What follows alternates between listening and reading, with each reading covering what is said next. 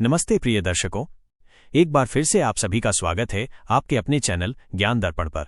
दोस्तों, आज की जो कहानी है वो बहुत ही ज्ञानवर्धक और फलदायी है। प्रिय दर्शकों, आज हम आपको सुनाने जा रहे हैं एक नीलकंठ की कहानी। ये कहानी बहुत ही ज्ञानवर्धक है, इसे पूरा जरूर सुनिएगा। अगर आप कहानी को पूरा नहीं सुनते तो आपको कुछ भी समझ में नहीं आएगा, इसलिए प्रिय दर्शकों, कहानी को हमेशा पूरा सुने। इस कहानी के अंत में नीलकंठ ऐसी दो बातें बताता है जो बहुत महत्वपूर्ण है। जो व्यक्ति इन दो बातों को जान ले और समझ ले, वो अपने जीवन में कभी मायूस नहीं होगा, कभी दुखी नहीं होगा। प्रिय दर्शकों, एक बात तो आप अच्छी तरह जानते होंगे कि समय कभी एक जैसा नहीं रहता। समय कब बदल जाए, कब किसकी किस्मत चमक जाए, कब कौन राजा से भिखारी बन जाए और कब कौन भिखारी से राजा बन जाए, ये कोई नहीं जानता। प्रिय दर्शकों, समय कभी एक जैसा नहीं रहता, इसलिए इंसान को कभी मायूस नहीं होना चाहिए। आज की ये कहानी आपको यही ज्ञान देगी, यही सिखाएगी कि इंसान को कभी दुखी नहीं होना चाहिए। प्रिय दर्शकों, चलिए अब कहानी शुरू करते हैं। प्राचीन काल में किसी जंगल में एक नीलकंठ का परिवार रहता था, जिसमें नीलकंठ, नीलकंठनी और उनके दो छोटे छोटे प्यारे प्यारे बच्चे थे। वे चारों एक पेड़ पर अपने घोंसले में बड़े प्यार से रहते थे। नीलकंठ के बच्चे बहुत सुंदर और प्यारे थे। नीलकंठ और नीलकंठनी दोनों अपने बच्चों से बहुत प्यार करते थे। एक दिन की बात है, नीलकंठ और नीलकंठनी दोनों अपने बच्चों के लिए दाना लेने कहीं दूर गए थे।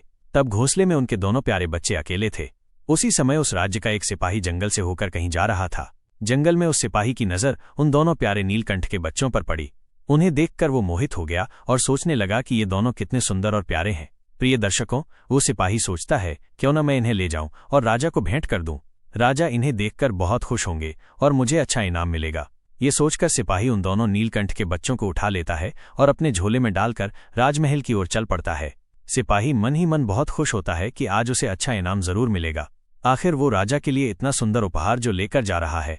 प्रिय दर्शकों, सिपाही राजमहल पहुंचता है और राज दरबार में राजा के सामने खड़ा हो जाता है। वो बोलता है, महाराज, मैं आपके लिए बहुत सुंदर उपहार लाया हूं। सभा में सभी अचंभित थे और सोच रहे थे कि आखिर ये सिपाही राजा के लिए क्या लाया होगा। तभी राजा बोलते हैं, क्या लाए हो तुम? राजा के इतना कहते ही सिपाही ने अपना झोला खोला और उसमें से दो प्यारे प्यारे नीलकंठ के बच्चे निकाले। सभी उन प्यारे बच्चों को देखकर बहुत खुश हो गए। राजा बोलने लगे, ये तो बहुत सुंदर उपहार है।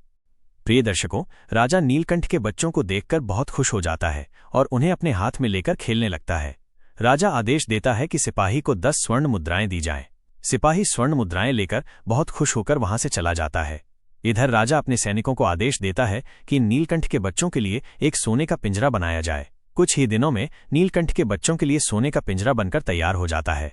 राजा स्वयं उन दोनों प्यारे नीलकंठ के बच्चों को सोने के पिंजरे में रख देता है। प्रिय दर्शकों, राजमहल के सभी लोग उन दोनों प्यारे नीलकंठ के बच्चों से बहुत प्रेम करने लगते हैं। चाहे सिपाही हो, राजा के सैनिक हों, राजा की रानियां हों या राजा का छोटा बेटा, सभी नीलकंठ के बच्चों के साथ बड़े प्यार से रहते हैं और उन्हें उनका पसंदीदा भोजन खिलाते हैं। दोनों नीलकंठ के बच्चे बहुत खुश थे।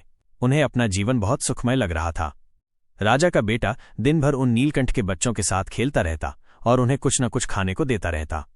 प्रिय दर्शकों, इतनी सेवा सत्कार देखकर नीलकंठ का छोटा बच्चा अपने बड़े भाई से पूछता है, भैया, हम कितने सौभाग्यशाली हैं कि हमें ऐसा जीवन मिला।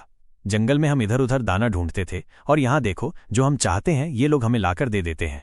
यहाँ हमें किसी जंगली जानवर का खतरा भी नहीं है।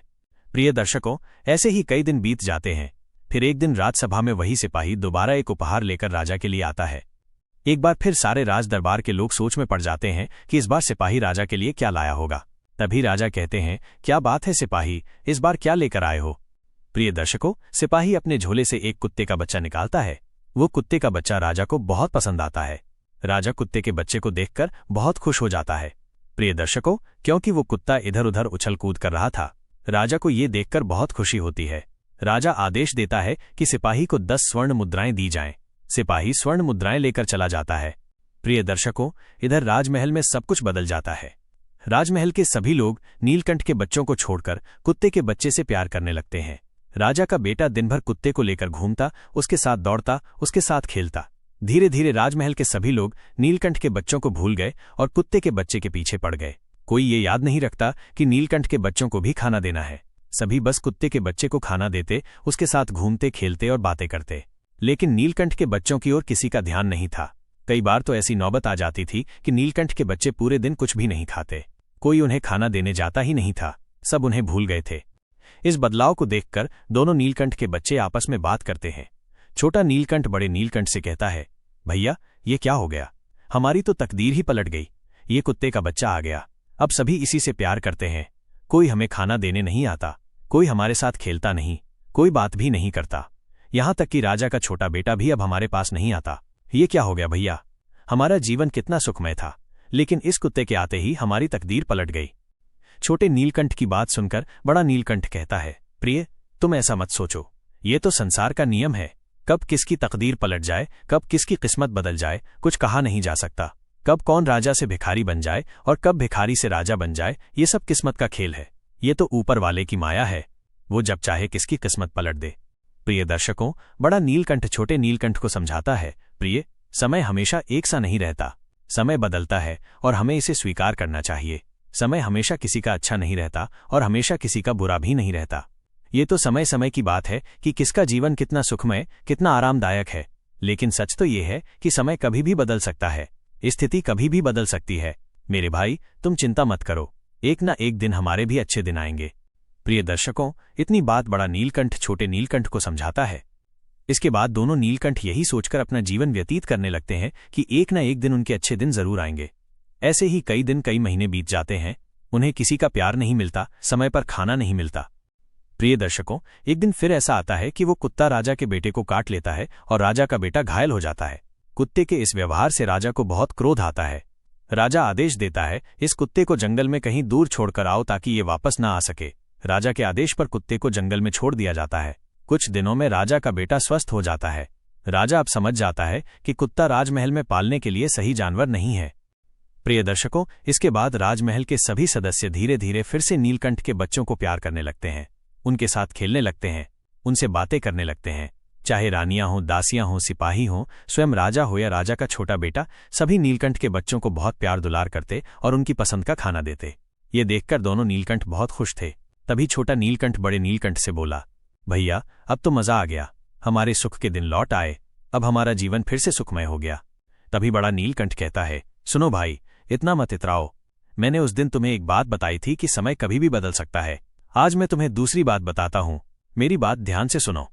पृथ्वी के किसी भी कोने में रहो, मेरी बताई इन दोनों बातों पर हमेशा अमल करते रहना और याद रखना। तब बड़ा नीलकंठ दूसरी बात बताता है, तुम्हारा समय चाहे कितना भी अच्छा हो, तुम्हारी किस्मत चाहे कितनी बुलंद हो, उस पर कभी इतराना नहीं चाहिए। यदि तुम इतराओगे तो जब दुख आएगा तुम उस दुख को सहन नहीं कर पाओगे। इसलिए अपने भाग्य और किस्मत पर जब तुम्हारा भाग्य साथ देता है तब इतराना नहीं चाहिए। जो लोग इतराते हैं उनका पतन हो जाता है। इसलिए जब तुम्हारा नसीब साथ दे, तुम्हारा भाग्य बुलंद हो, तो कभी इतराना नहीं चाहिए। और जब तुम पर कोई भारी दुख आए, कोई बड़ा संकट आए, तो बिल्कुल भी निराश नहीं होना, पूरी हिम्मत से उसका सामना करना। यदि तुम हिम्मत हार गए तो निश्चित रूप से तुम्हारा पतन हो जाएगा। इसलिए चाहे संकट कितना भी बड़ा हो, निराश नहीं होना, पूरी शक्ति से उसका सामना करना है। प्रिय दर्शकों, बड़ा नीलकंठ छोटे नीलकंठ को ये दो बातें समझाता है। छोटे नीलकंठ को ये दोनों बातें समझ आ जाती हैं। वो कहता है, भैया, आपने मुझे इतनी अच्छी दो बातें बताई, इसके लिए बहुत बहुत धन्यवाद। प्रिय दर्शकों, उस दिन के बाद दोनों नीलकंठ के जीवन में बहुत सी खुशियां भी आईं और बहुत से संकट भी आए। लेकिन खुशी के दिनों में वे कभी इतराए नहीं और संकट के दिनों में उन्होंने हिम्मत नहीं हारी। दोनों ने मिलकर संकट का सामना किया। प्रिय दर्शकों, यही काम इंसान को भी करना चाहिए। अगर किसी का भाग्य साथ देता है, उसकी किस्मत बुलंद होती है, तो उसे इतराना नहीं चाहिए, सरल बने रहना चाहिए, दूसरों की मदद करनी चाहिए। और जब समय खराब हो, जब दुख आए, तो हमेशा उसका मिलकर सामना करना चाहिए और उम्मीद नहीं छोड़नी चाहिए कि अच्छा समय आएगा। जैसा कि नीलकंठ ने बताया कि समय कभी भी बदल सकता है, कभी राजा गरीब बन सकता है और गरीब राजा बन सकता है। प्रिय दर्शकों, आपको ये कहानी कैसी लगी, हमें कमेंट में बताएं और हमारे चैनल ज्ञान दर्पण को सब्सक्राइब कर लें। मिलते हैं अगली ज्ञानवर्धक कहानी में। ओम नमः शिवाय।